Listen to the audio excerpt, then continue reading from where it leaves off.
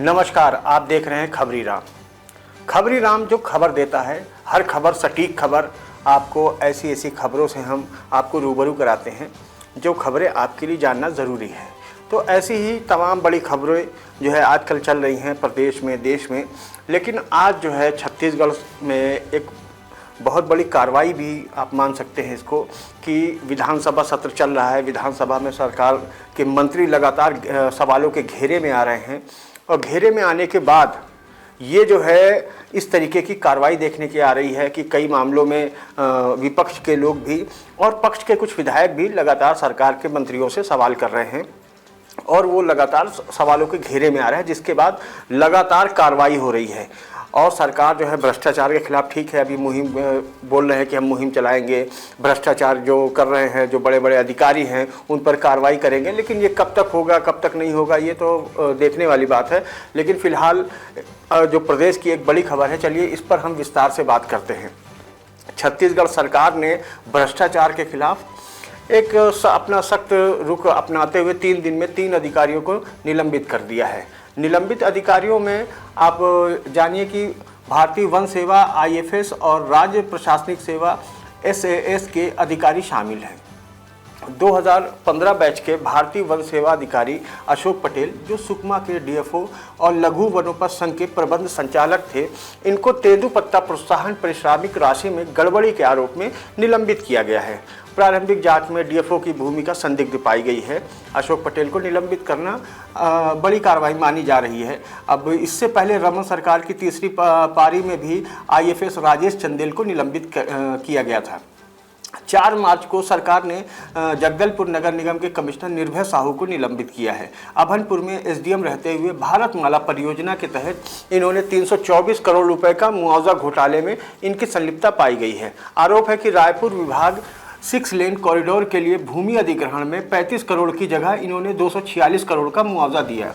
इसके लिए 32 खसरों को इन्होंने 347 छोटे टुकड़ों में बांट दिया था। अब 5 मार्च को सरकार ने कोरबा के डिप्टी कलेक्टर शशिकांत कुर्रे को निलंबित कर दिया है। वह अभनपुर के तहसीलदार रहते हुए भारतमाला परियोजना में मुआवजा घोटाले के मास्टरमाइंड बताए जा रहे हैं। रायपुर कलेक्टर की रिपोर्ट के अनुसार शशिकांत कुर्रे ने नियमों का उल्लंघन कर प्रतिबंध के बावजूद जमीनों को छोटे टुकड़ों में विभाजित किया, जिसमें 8 गुना अधिक मुआवजा दिलाया जा सके। ये इनकी एक मास्टरमाइंड वाली भूमिका थी।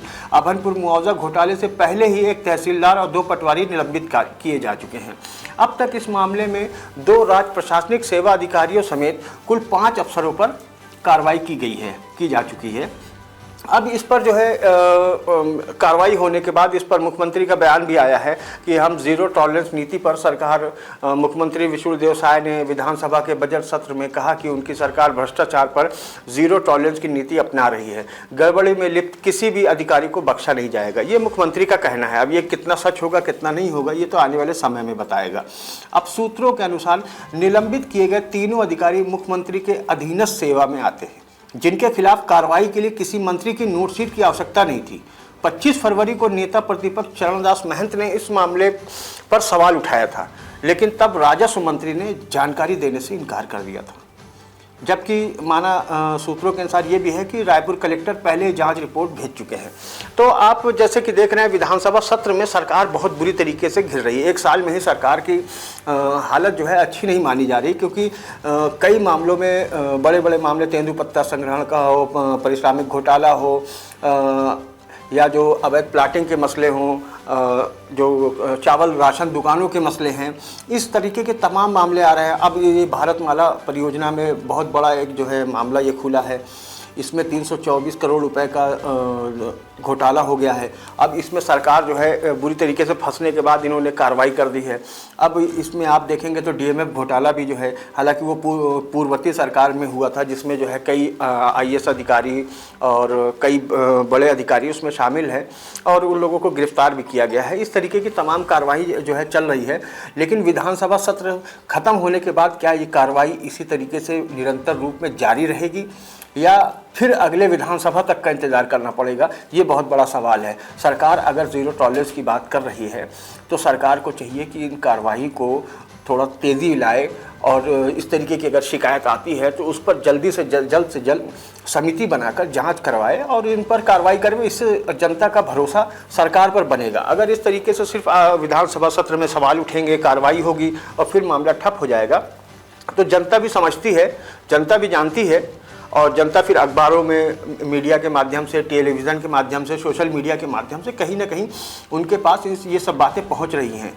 तो इस पर सरकार को ज़रूर विचार करना चाहिए कि अगर आप सुशासन की सरकार बोलते हैं तो सुशासन की सरकार को उस हिसाब से सुशासन के रूप में काम भी करना चाहिए। हालांकि इस तरीके की कार्रवाई से ज़रूर निश्चित रूप से सरकार की थोड़ी सी जो उनकी भूमिका है या उनके तंत्र है उस पर जो है विश्वास बढ़ेगा लोगों का।